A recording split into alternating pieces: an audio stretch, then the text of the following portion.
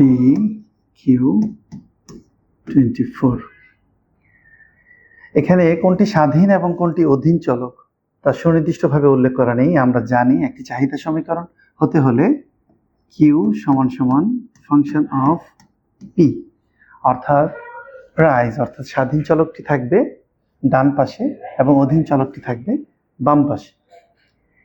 এর আলোকে যদি আমরা এই সমীকরণটিকে তৈরি করি তাহলে আমরা লিখতে পারি কিউ সমান সমান 24/p।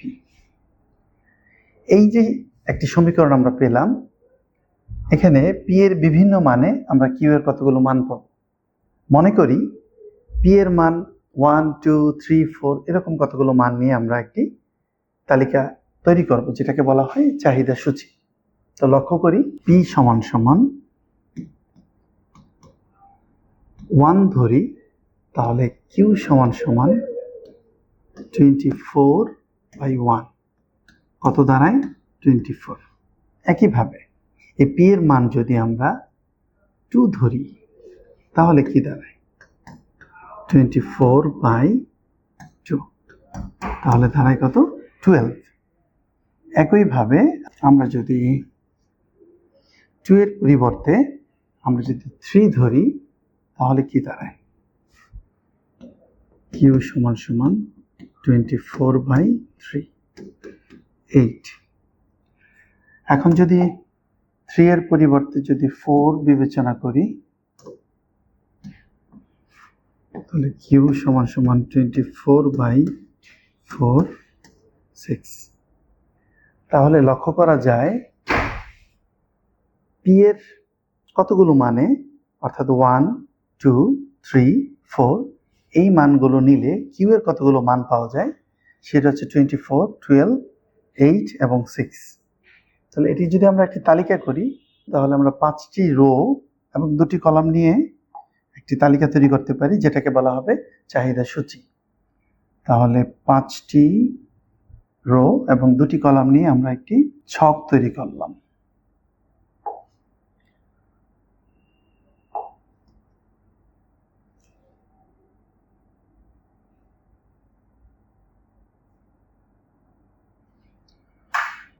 আচ্ছা, তাহলে পি এর যে মানগুলো সেটি হচ্ছে 1, 2, 3 এবং 4।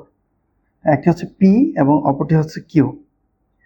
পি এর যে কলামটি এবং কিউ এর কলাম, পি এর মানগুলো আমরা কি ধরেছি 1, 2, 3, 4। 1, 2, 3 এবং হচ্ছে 4। পি যখন 1 ছিল তখন কিউ এর মান 24 পাই। অনুরূপভাবে যখন 2 ধরি তখন আমরা 12 পাই, 3 ধরলে 8 পাই এবং 4 ধরলে 6 পাই। এই যে মানগুলো আমরা ক্যালকুলেশন করলাম এবং এই ক্যালকুলেশনের প্রাপ্ত মানগুলো থেকে যখন আমরা একটি টেবিল আকারে বিষয়টা উপস্থাপন করব তখন সেটাকে বলা হয় চাহিদা সূচি। তো আমরা এই সূচির আলোকে আমরা এখন একটি চাহিদা রেখা অঙ্কন করব, যার কতগুলো গুরুত্বপূর্ণ বৈশিষ্ট্য আছে, যেটা চিত্রটা অঙ্কন করার পর আমি তোমাদের কাছে উপস্থাপন করব। তো এই অংশটি আমরা মুছে দিই, এটা খাতায় উপস্থাপন করাও যাবে। যদি খাতায় আমরা এটাকে উপস্থাপন না করি তাতেও কোনো সমস্যা নেই, তবে এই সমীকরণটি থাকে যদি এইভাবে থাকে পি এবং কিউ গুণ আকারে, তাহলে আমরা একটু সমীকরণটিকে একটু সমাধান করে নেব। আর যদি সরাসরি এইভাবে থাকে তাহলে সরাসরি আমরা সমাধানটা করে এই তালিকাটা তৈরি করব। তো এইটা খুব এসেনশিয়াল এবং এই জিনিসটা আমরা এখন একটু পাশে রাখি।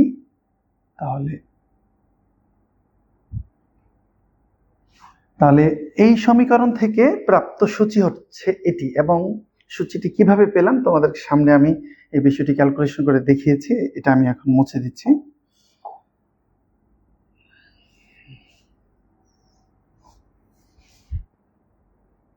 আচ্ছা, এবারে হচ্ছে চিত্র আঁকার পালা। কিন্তু যেহেতু ইকোনমিক্সের মধ্যে প্রায় সকল প্রশ্নই আমরা চিত্র ব্যবহার করব, সাদা খাতা দিয়ে আমরা করব, সেক্ষেত্রে মেজারমেন্টের প্রয়োজন আছে এবং স্কেল ব্যবহারের ব্যাপার আছে।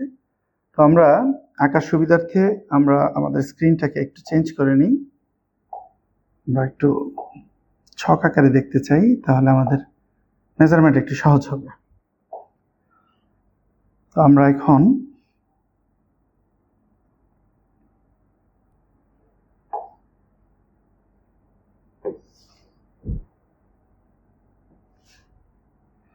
লম্ব অক্ষ দিলাম, যেখানে আমরা পি অর্থাৎ স্বাধীন চলক, পি অর্থাৎ দাম, এটা নির্দেশ করব।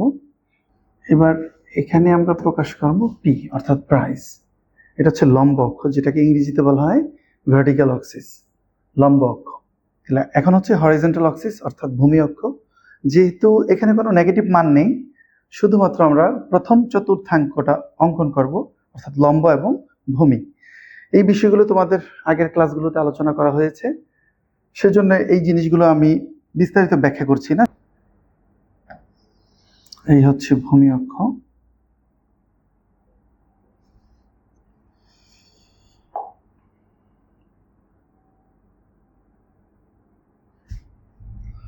আচ্ছা তাহলে লম্ব এবং ভূমি। লম্ব অক্ষে আমরা কি দেখিয়েছি? দাম। জিনিসটার মেজারমেন্টটা কিন্তু ইনইকুয়াল হয়ে যাচ্ছে, তো সেক্ষেত্রে পরের দুই ঘরকে আমরা 2 ধরবো। তাহলে এটা যদি 1 হয়, 2, 3 এবং 4। তো আমরা দামগুলো নিয়ে নিলাম। 1 যখন দাম, তখন কোয়ান্টিটি হচ্ছে 24। তাহলে আমার এই স্কেলে লক্ষ্য করা যায় সর্বোচ্চ মান হচ্ছে 24। তাহলে এমনভাবে স্কেলটা নেব 24 বা তার বেশি, সেটা 2 করে নিতে পারি, অর্থাৎ 2 2 করে 12টি স্টেপে আমরা 12 দোকানে 24 এভাবে নিতে পারি, অথবা 4 করে নিতে পারি 6টা স্টেপে, 4 6 24 হচ্ছে। তো তুমি তোমার সুবিধা মতো নিতে পারবে। তো আমরা যদি 4 করে নিই তাহলে 6টা স্টেপ দরকার হয়। তাহলে 4 8 8 4 12, 12 4 16, 16 এবং 4 হচ্ছে 20 এখানে আসে। তাহলে এই রেখাটা যদি আমি একটু বড় করি, তাহলে আমার জিনিসটা কিন্তু খুব সুন্দর হয়। আমরা এটাকে একটু ডান পাশে সরিয়ে দিই,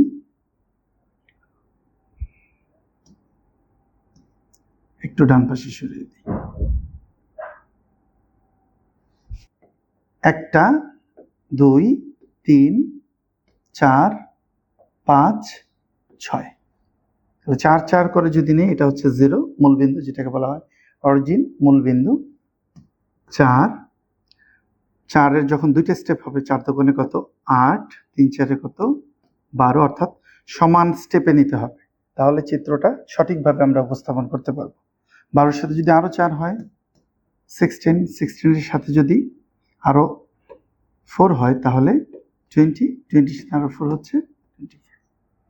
এই স্কেলের মানগুলো যে হুবহু বসিয়ে দেব বিষয়টা কিন্তু তা না, অর্থাৎ এখানকার সর্বোচ্চ মান যেটি, সেই মানটা যেন এখান পর্যন্ত থাকে সেভাবে আমরা স্কেল করব। তবে স্কেলের প্রতিটি স্টেপ যেন সমান সমান হয়, এই বিষয়টি গুরুত্বপূর্ণ।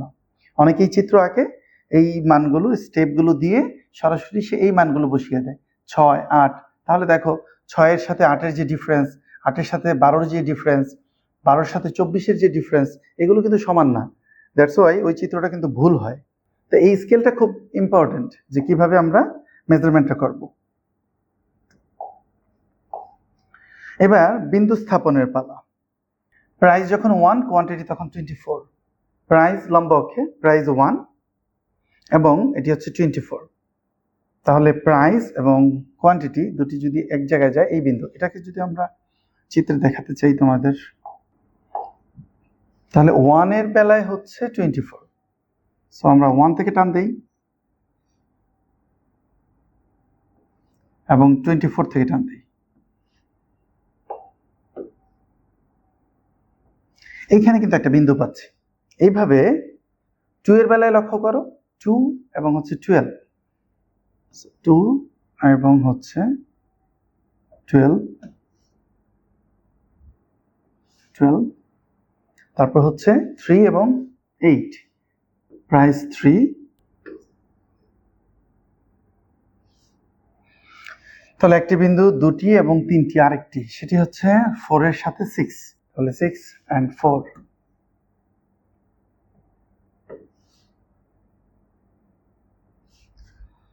এখন বিন্দুগুলোর নাম যদি দেই, তাহলে বিন্দুটাকে দেখাতে চাই তোমাদের সাথে। এখানে একটা বিন্দু পেলাম, এখানে একটা বিন্দু পেলাম, এখানে একটা বিন্দু পেলাম, এইখানে একটা বিন্দু পেলাম। বিন্দুগুলোর নাম দিয়ে দিই তোমাদের বোঝার সুবিধার্থে। প্রথম বিন্দুর নাম দিচ্ছি আমরা এ, তারপর হচ্ছে বি, এবং তারপর সি এবং তারপর হচ্ছে ডি। লাইন দিয়ে আঁকি বা স্কেল ধরে সেক্ষেত্রেও আঁকা যাবে। তো আমি লাইনটি তোমাদের সামনে রেড কালার দিচ্ছি, একটু মোটা দিচ্ছি, যেহেতু এটাই আমাদের মূল লাইন। সেক্ষেত্রে দেখো কি করবে, এ থেকে বি যদি স্কেল ধরো তাহলে দেখো এই লাইনটি পাচ্ছ। আবার বি থেকে সি এবং সি থেকে ডি, যে লাইনটি পেলে এটাই হচ্ছে রেক্টেঙ্গুলার হাইপারবোলা। আমরা যদি এটি আমাদেরকে লিখে দেই,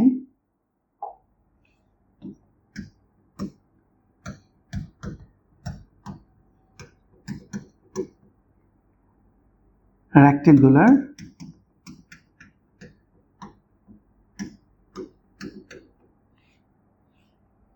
এই হচ্ছে রেক্টেঙ্গুলার হাইপারবোলা, যেটাকে বাংলায় বলবো সমপরাবৃত্তাকার চাহিদা রেখা। এই রেখাটার স্পেশালিটি হচ্ছে এই রেখার প্রতিটি বিন্দুতে তার লম্ব অর্থাৎ দৈর্ঘ্য এবং প্রস্থের যে ক্ষেত্রফল প্রত্যেক বেলায় সমান হবে। কেমন? এই বিন্দুতে দেখো 24 এবং হচ্ছে 1, 24 এবং 1 যদি গুণ করি তাহলে কিন্তু আমি 24 পাচ্ছি। আবার একইভাবে যদি বি বিন্দুতে দেখি 12 এবং 2 বার দোকানে 24, এক্ষেত্রেও কিন্তু 24 পাচ্ছি। এবং সি বিন্দুতেও তাই, ডি বিন্দুতেও তাই। অর্থাৎ প্রত্যেকটি বিন্দুতে তার দৈর্ঘ্য এবং প্রস্থের যে ক্ষেত্রফল সেটা সমান। এটি একটি বিশেষ চাহিদা রেখা, যেটাকে বাংলায় বলা হয় সমপরাবৃত্তাকার চাহিদা রেখা। তো প্রিয় শিক্ষার্থী বন্ধুরা, আশা করি বুঝতে পেরেছো। তোমাদের সামনে যদি এরকম কোনো সমীকরণ দেয়া থাকে, প্রথমে তুমি সমীকরণ এর আলোকে এই সূচিটি তৈরি করবে এবং সূচি থেকে তুমি স্কেল দিয়ে স্টেপগুলোকে সমানভাবে নিয়ে বিন্দু স্থাপন করে বিন্দুগুলোকে যদি যোগ করো তাহলে এই ধরনের রেখাটি পেয়ে যাবে।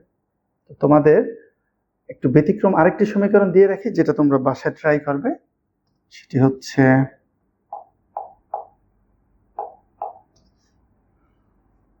PQ equals to 200। এটা তোমাদের জন্য HW হিসেবে থাকলো, তোমরা বাসায় ট্রাই করবে এবং এ ধরনের একটি রেখা পাবে। তো আজকে এ পর্যন্ত। আজকের এই ক্লাসে তোমরা কিভাবে সমপরাবৃত্তাকার চাহিদা রেখা অঙ্কন করে তোমরা নিশ্চয়ই ক্লিয়ার হয়েছে। যদি কোনো প্রকার প্রশ্ন থাকে তাহলে কমেন্টে প্রশ্ন করবে।